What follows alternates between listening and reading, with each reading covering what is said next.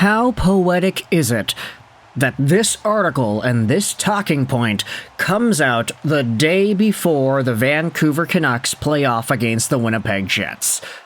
Yeah, this is not technically a pre-game video, but it is a commentary that I think we kind of need to talk about. When you acknowledge some of the conversations that have been going on social media, even on the radio, this has been one of the main talking points I feel for the Vancouver Canucks.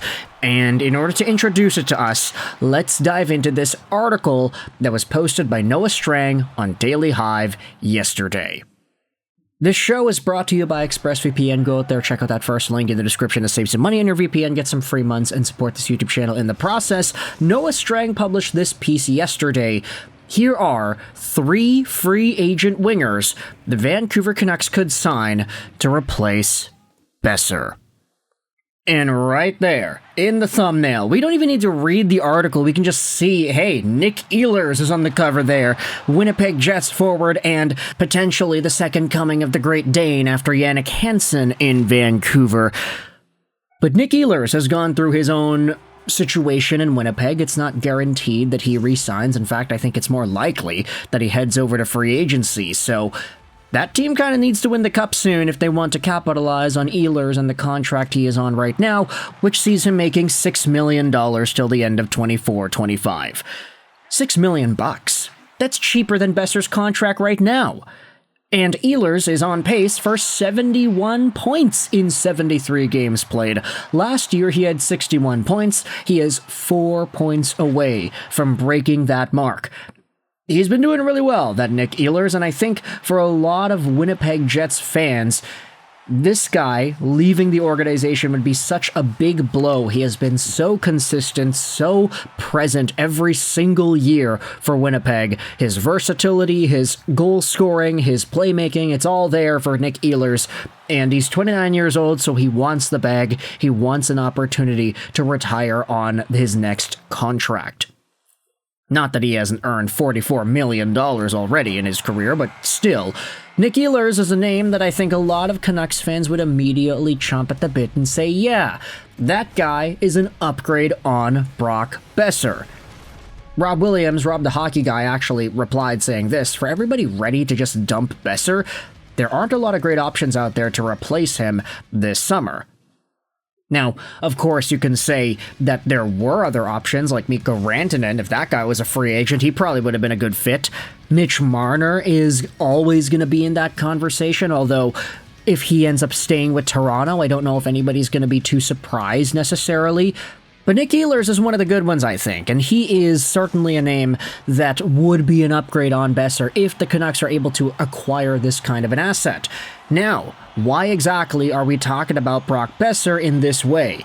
Oh, we gotta replace this guy. Can't they just keep them both? They've got cap space, don't they? Well, here's the thing. A lot of folks are going out there and talking about Brock, and it's not looking all too good for him right now. I don't know if you've been watching the Vancouver Canucks games as of late, but Brock Boeser has not been scoring any goals. He hasn't looked nearly as dangerous as we know he can be. He is more passive, he is slower, he is not as eager to create offense, it seems, and every shot that he's throwing towards the goal is going up high and wide.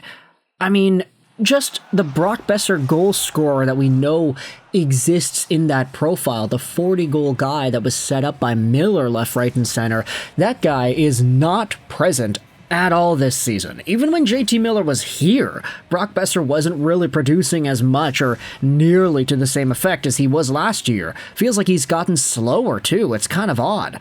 I get that there are intangibles there. He plays well off the puck. He can be a net front presence. He knows how to put the puck in tight. But with the Canucks' inability to get the puck towards the goal this season, and with Brock Boeser just constantly missing plays and throwing the puck away, not having that intensity as before, it's kind of a miracle in the first place that Vancouver offered Brock Boeser $8 million a year for 5 years. For him to reject that contract and to still come along trucking saying, yeah, I want more years, I want to get more money, whatever, like, I get that he has been a loyal Canuck, and I get that he has been one of the most beloved Canucks amongst the fans in the room. Even Saravalli said, yeah, like, this guy You know, if he's feeling disrespected by an organization that he has been loyal to, he might just walk away. Yeah, okay, let some other team pay Brock Boeser $8 million. Is there really a chance that he goes out there and proves himself as an $8 million caliber asset? Last year, 70 points, 40 goals, yeah, you can say that it's there. But this year, we have seen maybe the worst play of Brock Boeser's entire career, and that is not hyperbole. He was a beast in his rookie season, making things happen by himself, creating offense off the rush by himself. He didn't need anybody to go out there and feed him the puck. He would just take it, run down the wing, and snipe it on a goalie. That was the Brock Boeser we saw immediately. And as his game grew, as he got hurt, as he started to get slower, that's when Brock worked on other parts of his game, his defensive game, his passing game, his net front game. A lot of these aspects worked together so well to present that 70.40 goal year we saw out of Brock last year, but this year, all of those skills have gone away. It's weird. And I get that you could debate, you're just doing the old pessimistic Canucks thing here by shifting the blame and the negativity onto another guy. First it was JT Miller you turn your back on, then it was Elias Pettersson, and now it's Brock's turn? Yeah, sorry folks, but Brock has been disappointing all year. All season long he has been disappointing. And now, if he wants to get 8x7, $56 million somewhere, it's not going to be with Vancouver. And in fact, if the Canucks keep on playing the way they have, and if any other GM starts watching these Canucks games regularly, then they're going to see, hey, Brock Boeser hasn't scored a point in 5 games. Brock Boeser hasn't scored a goal in over a month. Brock Boeser hasn't been the trigger man that we have expected him to be, and he's losing ice time because of it. Rick Tocchet says you got to earn your minutes. Brock Boeser hasn't been earning his minutes. And so now you think about free agent replacements. Hey, if it's Nik Ehlers for Brock Boeser, you get Boeser out and Ehlers in, that's a really big upgrade. Imagine the speed, the versatility there, the all-around scoring that Nik Ehlers constantly provides. He has been this player his whole career. Brock Boeser had one fantastic season of 40 goals and a rookie season that we all remember and we all reminisce about, and that player is not the same player today. Now, I'll say this. If Brock goes out there and scores a hat-trick today against the Winnipeg Jets, then okay, I'll eat my hat, we'll make the positive post-game video, and we'll talk about the Vancouver Canucks in a playoff push capacity. But the way he's been playing, he needs to step it up. He wanted more years. He wanted more than $40 million on his next contract that was offered to him by Vancouver, and he's absolutely not showing that he deserves it right now.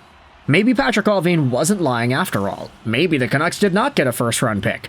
Frank Saravalli's sources said on Halford and Bruff last week that he didn't think the Canucks received a first-round pick offer for Boeser. That's some conflicting reporting that had been going on throughout the Canucks beat here. So I kind of wonder what the reality of Brock Boeser's next contract is going to be. If it is in Vancouver, you couldn't imagine Patrik Allvin's comfortable paying that guy $8 million a year now. Like, the way he's been playing lately, it's like, hey, Boeser, you're only worth, what your contract is right now. I get that he's going through a slump, but even throughout the rest of the season when he wasn't quote-unquote slumping, he was still not producing as much that we would expect out of an $8 million caliber guy. Oh, the cap's going up, these are new terms, these are not the same numbers that we were dealing with 5 years ago. Okay, I understand that, but still, just thinking about the optics on that and Brock Boeser rejecting the first contract offer he was given, you would think the Canucks may have no choice but to just let him walk in free agency anyway. And I keep on thinking about what Saravalli always talks about on 650. Brock Boeser is going to get paid because he does the hardest thing in the league to do, and that's score goals. He hasn't scored any goals this damn year, dude. 40 goals last year, fantastic, but this year he's getting outscored by not only just Jake DeBrusk, who, by the way, is making freaking $5-something million a year, way less than Boeser's proposed $8 million by whatever that he wants. Pius Suter has the same amount of goals as Brock Boeser this year. Kiefer Sherwood is 4 goals away. Brock, he was dared to go out there and score 50 by Patrik Allvin. He's coming back with a season where he's on pace for 22. This season just isn't cutting it, and I hope to goodness gracious that he is able to get back to goal-scoring form, to be the goal scorer that a team is going to pay him to be. But the question is, can Vancouver afford to be that team? Or should they go after Nik Ehlers? I don't know. Let me know your thoughts in the comment section below. I hope you enjoyed this video. And bye.